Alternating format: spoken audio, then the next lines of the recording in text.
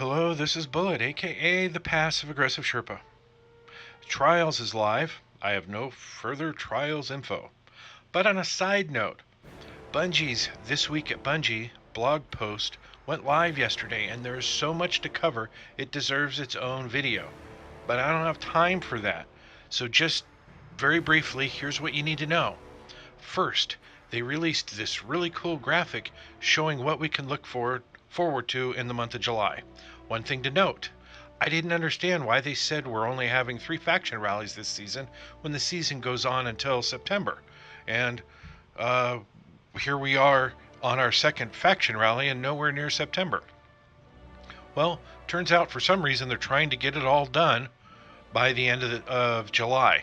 The next faction rally starts on July 24th, a week before the Solstice of Heroes begins. I'm sure there's a reason for cutting the season short, but if there is, I'm unaware of it. If I find out, I will let you know. Second, starting with update 1.2 or 1.2.3, you will be able to earn 400 power weapons and gear. You can earn that gear by participating in the Solstice of Heroes event at the end of July. To earn 400 level weapon or power level weapons, you need to run the baby raids, Eater of Worlds and Spire of Stars in prestige mode. This is amazing news. I will post a link to Bungie's post in the description if you want more details. Also, Rick Kakis has a good video on it all. I'll also put that link in the description below so you can check it out. Tell him I sent you, and I'm sure he'll be like, who the fuck is that guy? Because I don't know him and he doesn't know me, but it just seems like, something you should do. There's so much awesomeness on the way. I can't wait. Okay, finally, moving on to Xur. Xur is on Nessus, in the hangar, in a tree. If it's your first time, just track him on your map or follow my path.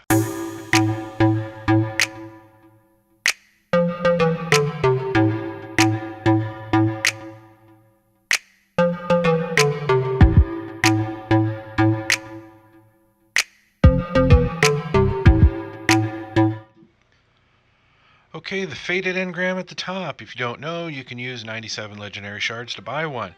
It promises you an exotic you don't already have. But if you do have every exotic, you'll end up with a dupe that you could have bought for just 10 shards at any vault location. But new exotics are available, so if you think you're missing some, check back with Xur on each character, because the inventory is based on character, not account. But you can only get 1 engram per week per account. Alright, first up, we have the Wardcliff Coil. This is awesome. Its primary perk, Mad Scientist. This weapon fires a volley of rockets. I used to use this all the time until I got the Sleeper Simulant. But it's still awesome, and whenever Arc's available or the burn for her heroic strikes is Arc, I use this. Alright, up next for the Hunter, Lucky Raspberry. Its primary perk, Probability Matrix, increase the chaining capabilities of Arc Bolt Grenade and has a chance to recharge it each time it does damage. I don't use this, but it is getting a buff in the next update, and it sounds like it might be a lot better. Up next, an Insurmountable Skullfort, and its primary perk, Transfusion Matrix. Kills with Arc melee abilities trigger health regeneration and restore melee energy. Whenever I use Arc, I use this in PvE. I love this. And for the Warlock, we have Ophidian Aspect, and its primary perk, Cobra Totemic. Weapons ready and reload very quickly. Melee range is extended. I use this in both PvE and PvP. Now down below we have 3 of coins. Increased chance to receive an exotic engram from sources in the world. The effects last 4 hours. And 5 of swords. Enables modifiers and nightfall strikes on prestige difficulty. They don't matter on the normal mode.